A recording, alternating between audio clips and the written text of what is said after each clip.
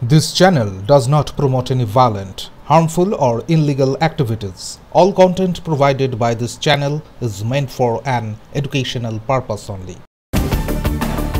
বছর ঘুরলেই বিধানসভা নির্বাচন, তার আগে জেলার সাংগঠনিক রদবদলের পরেই সামনে এলো তৃণমূলের অন্তর্কলহ।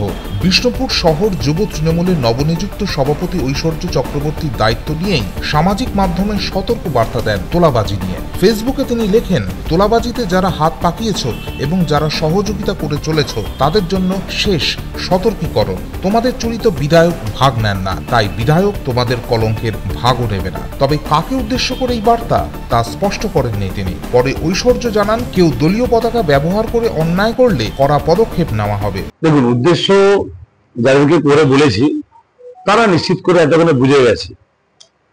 আমি বলেছি আগেও যে এটা দলীয় অভ্যন্তরীণ বিষয়, পার্টির অন্দরে এইসব বিষয় নিয়ে আমরা আলোচনা করবো, প্রকাশ্য জায়গায় নয়। কিন্তু তাদের কাছে শুধুমাত্র একটা সতর্কীকরণ দেওয়া হলো, কারণ কোনো একজন, দুজন, তিনজন, চারজন ব্যক্তির জন্য বা তাদের অন্যায়ের জন্য, তাদের কৃতকর্মের জন্য দল, দলনেত্রী অভিষেক বন্দ্যোপাধ্যায় এবং আমাদের বিধায়ক মহোদয় দায়িত্ব নেবেন না।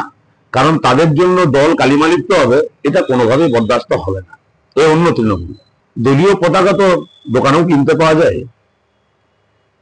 দলীয় পতাকা কেউ যদি নিয়ে অন্যায়ের সাথে যুক্ত থাকে, তার জন্য দল এবং প্রশাসন তাদের প্রতি অত্যন্ত কঠোর মনোভাব নেবে।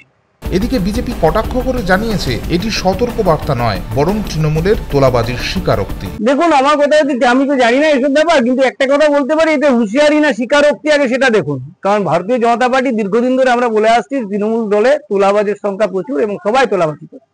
আজকে সেটা উনি স্বীকার করলেন এই যা সর্বসমক্ষে, যে না, যারা তোলাবাজি চলছে। আর বিধায়ক ভাগ নেন না ভাগ দেন, সেটা বিধায়ক সাহেব ভালো করে বলতে পারবেন। আর উনি কি করে জানলেন তা জানি না, তবে আমরা সবাই জানি যে আমার কথা হচ্ছে, তিনি এক দল থেকে গিয়ে অন্য দলে গেছিলেন, কিসের আকর্ষণে গেছিলেন তা আজকাল বিষ্ণুপুরের মানুষের কাছে পরিষ্কার হয়।